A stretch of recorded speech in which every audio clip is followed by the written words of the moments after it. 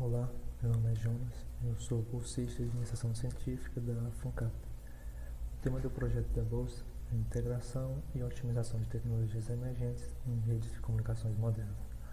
O orientador é o professor Dr. Francisco Rafael Marques Lima. Nessa apresentação será mostrada a tecnologia RSMA e é uma análise de um problema de alocação de recursos que envolve essa tecnologia em que eu estou estudando atualmente. O que é o RSMA? O RSMA é um esquema de acesso múltiplo baseado no Rate Split, que significa divisão de taxa. O Rate Split está ilustrado no seguinte diagrama. O transmissor ele tem que enviar mensagem para cada usuário. Para isso, ele primeiro divide essas mensagens em duas partes, uma parte comum e uma parte privada. Depois ele combina as partes comuns em uma única mensagem comum, codifica essas mensagens, depois pré-codifica para usar o canal mínimo. O canal mínimo significa que tanto o transmissor quanto o receptor possuem múltiplas antenas. No lado do receptor, ele primeiro decodifica a mensagem comum e retira a parte que lhe pertence. Depois ele usa SIC, sentir cancelamento sucessivo de interferência, para retirar a mensagem comum do sinal que ele recebeu. Depois ele pega o sinal resultante e decodifica a mensagem privada que lhe pertence. Depois ele combina a parte privada com a parte comum e obtém a sua mensagem. Então a ideia aqui é tratar a interferência em um momento como um ruído e em outro momento parcialmente decodificar a interferência. Aqui nós temos o modelo matemático do diagrama anterior. Nós temos os K usuários, a mensagem do usuário K se divide na parte comum e na parte privada. A mensagem comum vai ser a codificação da união das partes comuns. As instruções das mensagens privadas será a codificação das partes privadas. Então, o sinal transmitido vai ser dado por essa expressão. Ele está sendo pré-codificado por esses vetores PC e PKs que serão utilizados pelo canal mínimo. Aqui nós temos o sinal recebido no usuário K. Usando por essa expressão, onde HK é o canal entre o usuário K e o transmissor, e NK é o ruído da WGN nesse link. Aqui nós temos a relação de sinal interferência da string comum no usuário K. Aqui a parte a ser decodificada, que é a string comum, e os sinais interferentes são as partes privadas e o ruído.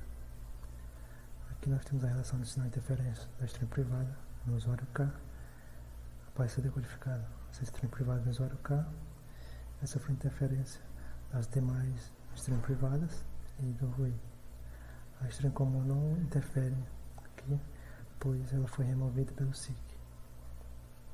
Aqui nós temos a taxa da string comum, dada pelo mínimo, a taxa da string comum recebida por cada usuário.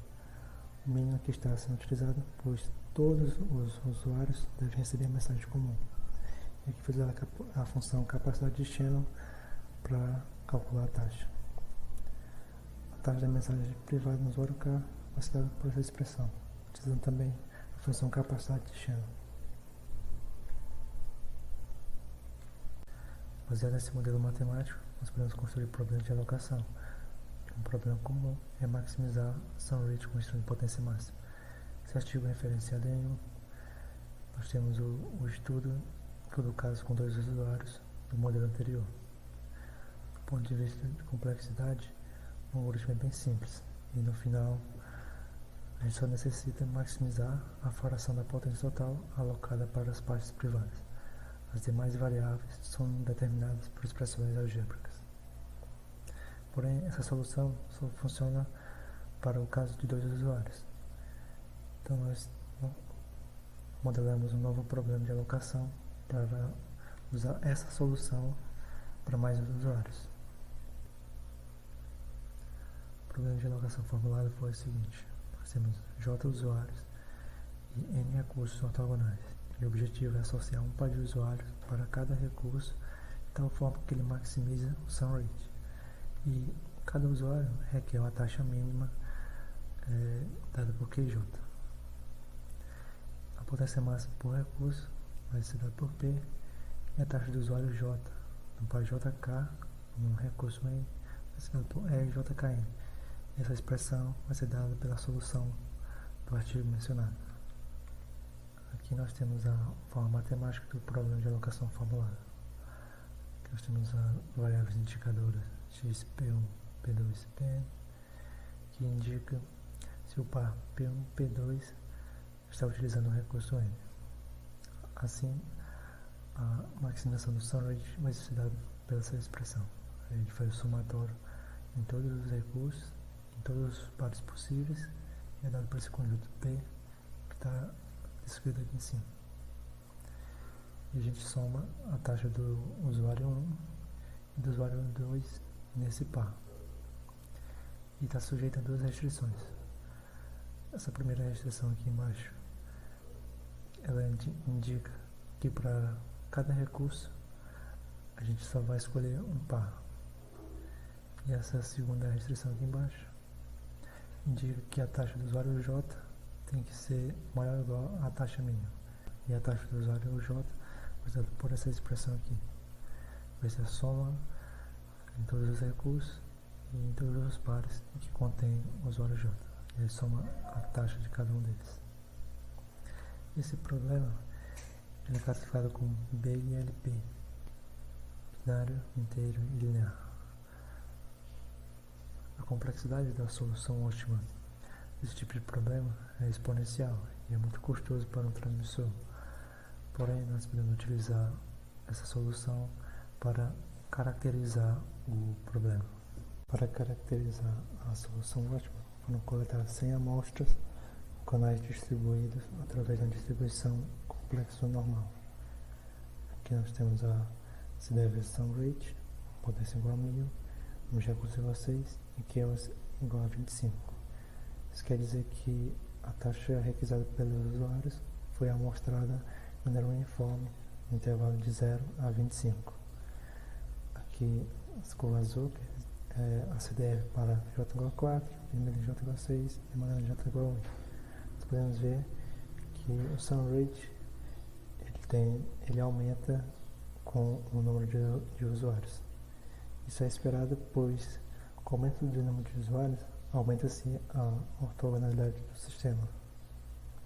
Assim, as taxas tendem a aumentar e, consequentemente, o sum rate também.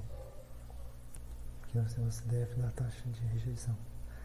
O problema anterior nem sempre é factível, porém, se nós escolhemos novos valores de QoS, o problema pode se tornar factível. Então, a taxa de rejeição não diz quantas vezes nós temos que gerar valores de QoS até encontrar uma solução. Como nós podemos ver, a taxa de rejeição ela aumenta com o número de usuários. Isso é esperado, pois com o aumento de número de usuários, aumenta-se a chance de um usuário requerer uma taxa muito elevada, fazendo com que o problema não tenha solução. Nós também podemos caracterizar o problema através da sua versão relaxada. A versão relaxada apenas troca o domínio binário pelo domínio real. Então, em vez de nós termos os valores 0 e 1 apenas, agora nós temos todos os valores do intervalo de 0 a 1. Depois disso, nós arredondamos essa solução relaxada para termos uma solução inteira.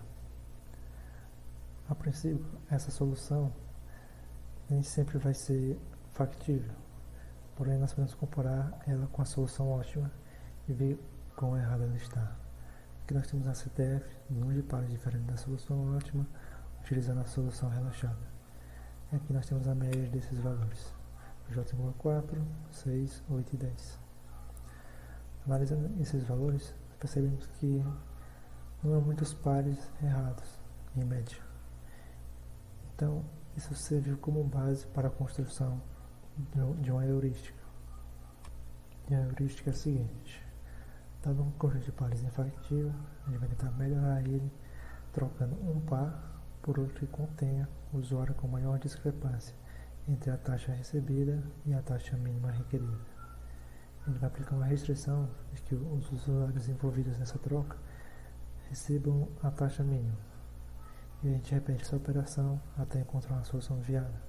ou até não conseguir realizar trocas, obtendo a restrição. Aqui nós temos o algoritmo dessa heurística. Recebe como entrada um conjunto de pares infactíveis e retorna um conjunto de pares factíveis ou conjunto vazio, indicando que não foi possível fazer a transformação. Primeiro a gente inicializa a variável P como sendo P0 e o conjunto F como o conjunto dos usuários que não atingiram a taxa mínima. Nesse laço while, ele faz a seguinte verificação. Se o conjunto F for vazio, ou seja, se todos os usuários atingiram a taxa mínima, a gente retorna o conjunto dos pares. Senão, a gente vem para a linha 7.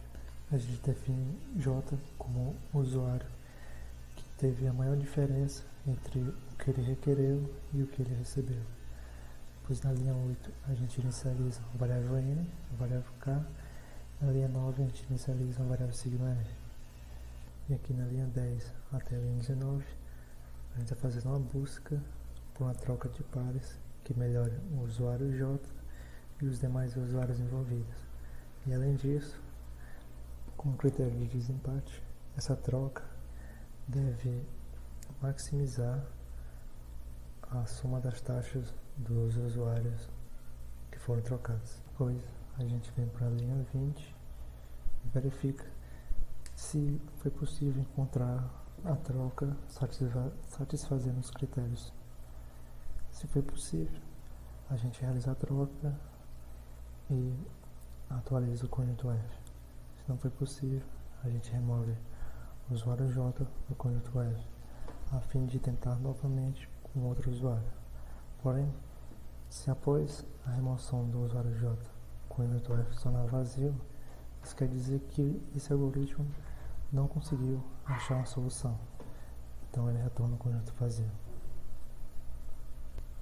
O pior caso desse algoritmo ocorre quando o tamanho do conjunto F é igual a J, o número de usuários. E quando a gente segue o fluxo do programa e vem até a linha 24, a gente não encontra nenhum par e começa a remover usuários do conjunto F. A gente faz isso até restar um único elemento, dando um total de J menos 1 iterações.